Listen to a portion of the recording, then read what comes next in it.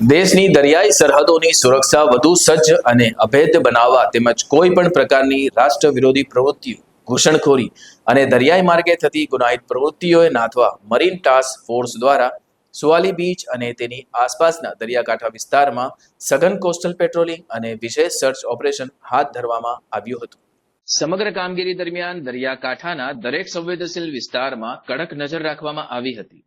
Marine task ફોર્સના ADGP Amit Vishwakarma તથા ડીઆઈજીપીએ એમ મુનિયાના માર્ગદર્શન હેઠળ મરીન ટાસ્ક ફોર્સ અજીરાના પોલીસ અધિક્ષક અને મરીન સેક્ટર કમાન્ડર એસ.જે. પરમારના સીધા નેતૃત્વમાં યોજાયેલા આ ઓપરેશનમાં police inspector M Jambukiya, PSI B R. Tadvi, PSI S B. Patel સહિત મરીન કમાન્ડોની વિવિધ ટીમોએ સક્રિય ભાગ લીધો હતો।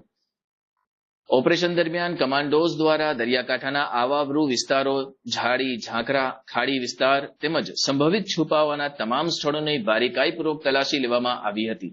કોઈ પણ કટોકટીની પરિસ્થિતિનો સામનો કરવા માટે ફૂટ પેટ્રોલિંગ કરીને સમગ્ર વિસ્તારને સુરક્ષાના ઘેરામાં લેવામાં આવ્યો હતો।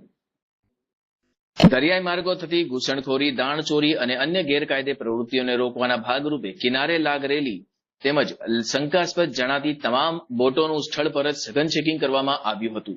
ઉપરાંત દરિયાકાંઠાના વિસ્તારમાં અવરજવર કરતા શંકાસ્પદ ઇસમોને અટકાવી તેમની ઓળખ, હિલચાલ અને હાજરી અંગે પૂછપરછ કરવામાં આવી હતી। મરીન ટાસ્ક ફોર્સના અધિકારીઓએ જણાવ્યું હતું કે રાજ્યના દરિયાઈ કાંઠાની સુરક્ષા જાળવવા, દરિયાઈ સરહદો પર સતત બાજ નજર રાખવા અને અસામાજિક તત્વો સામે કડક કાર્યવાહી કરવા માટે આવા સઘન કોસ્ટલ પેટ્રોલિંગ અને સર્ચ ઓપરેશન આગામી સમયમાં પણ નિયમિત રીતે ચાલુ રહેશે।